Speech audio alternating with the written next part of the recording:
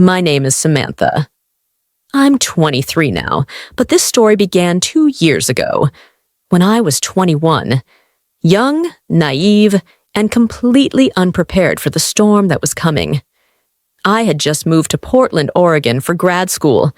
I was determined to start fresh. New city, new goals, a clean break from a past that had left me quietly scarred.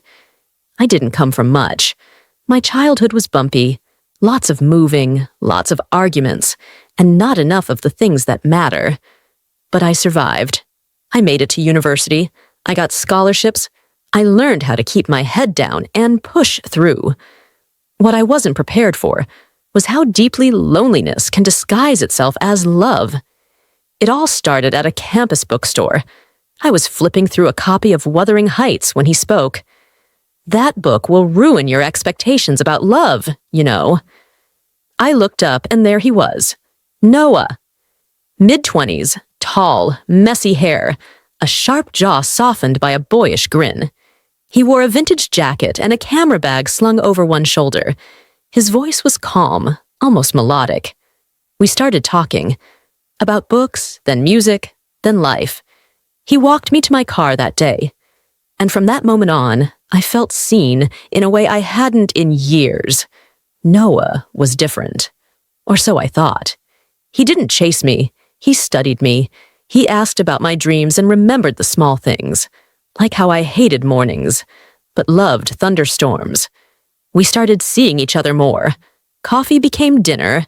Dinner became late-night talks on park benches. Then one night, after watching a street performance downtown, he kissed me under a street lamp. It was cliché and perfect, and everything I thought love should be. I didn't know it then, but that kiss would mark the beginning of something that nearly destroyed me. Soon after that night, things began to shift. Noah, who once seemed so sweet and attentive, started becoming distant. He'd cancel plans last minute, then show up with excuses, making me feel like I was the one at fault. I would spend hours waiting for his text, only to have him ignore my calls. The confusion I felt became my daily reality. The compliments began. "You're not like other girls your age. You're so mature, so grounded." At first I blushed.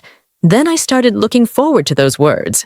I started dressing a little differently, taking extra time to brush my hair before dinner. And the worst part? I didn't even realize what was happening to me. Then one night, something happened. I was in the kitchen late at night. Everyone else had gone to sleep. He walked in and asked if I was okay. I said yes. He stepped closer, just a little too close. Then, with a smile I can still picture, he brushed a strand of hair from my face and said, "You have no idea how beautiful you are, do you?" My heart raced. My throat went dry. For a long moment, I didn't move. That night, I didn't sleep. From then on, everything was different. He started leaving little notes in my notebook. Messages like, "You're the best part of my day." Once, when my cousin wasn't looking, he held my hand under the table and didn't let go. My stomach flipped. I should have pulled away, but I didn't. I thought I was special. We started texting secretly. At first, it was harmless. Memes, inside jokes. Then it turned into late-night chats, voice notes, gentle teasing, and nicknames. He told me he couldn't stop thinking about me, that I made him feel alive again.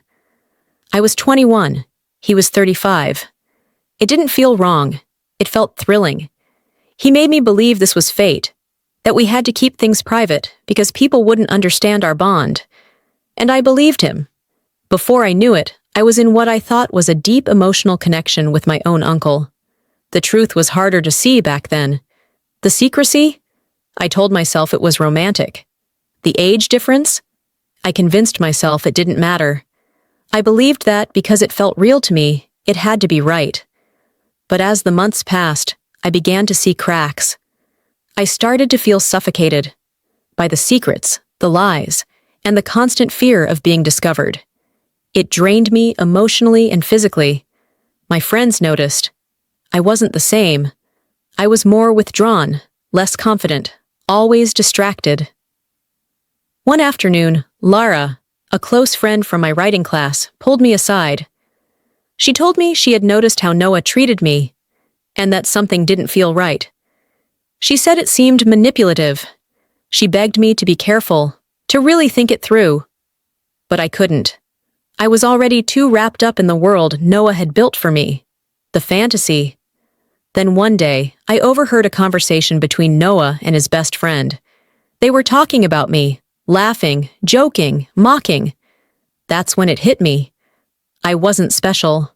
I was just convenient, temporary, a distraction, escape from his own issues. The realization hit me like a ton of bricks. I was his escape. And that hurt more than anything else. The trust I had given him, the love I had invested in him, it was all a lie.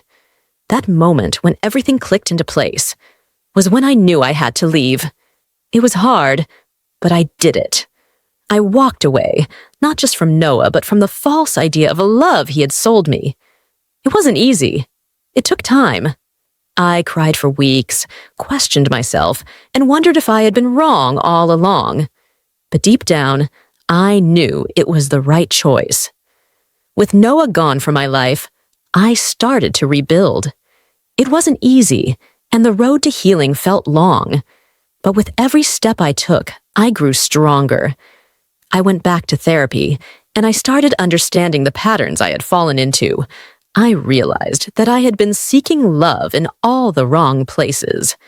I had been searching for validation from someone who couldn't give it to me. The love I had longed for was never going to come from Noah. It had to come from within me. I started to reconnect with my passions, writing, painting, and spending time with friends who lifted me up. Slowly, I found joy in the little things again: sunsets, long walks, a good book. I began to love myself again, just as I was. I wasn't broken. I was healing. One afternoon, I sat in the park, watching the world go by, and I realized something important. I was enough. I didn't need Noah's validation. I didn't need anyone's approval. I was complete on my own. Months later, I met David. He was kind, patient, and supportive. We started as friends, talking about everything and nothing. Over time, I realized that the love I had been searching for had never been about obsession or secrecy. It was about mutual respect, trust, and understanding. David showed me what it meant to truly love someone, to love them without manipulation, without control. He made me feel safe, valued, and respected. With David, I experienced love the way it was meant to be: healthy, fulfilling, and free of the confusion that Noah had created. Looking back, I realized that the most important lesson I've learned is this: love is not a transaction. It's not about finding someone to fill a void or escape from your own pain. It's about mutual respect, growth, and understanding. It's about learning to love yourself first and not relying on someone else to validate your worth. Noah was never the right person for me. He wasn't my escape. He was my lesson. And although it was painful at times, I'm grateful for the experiences that led me to where I am now. Real love is kind. It's patient. It doesn't require games or manipulation. And it's something I know I will never settle for less than again. If you're listening to this, and you've ever felt like love was something you had to fight for, something that made you question your worth or left you feeling empty, please know that you deserve better. You deserve someone who sees your value, who appreciates you for who you truly are. Don't settle for anything less. You are worthy of real love. And always remember, you don't have to be anyone's escape. You are your own person, capable of standing strong on your own.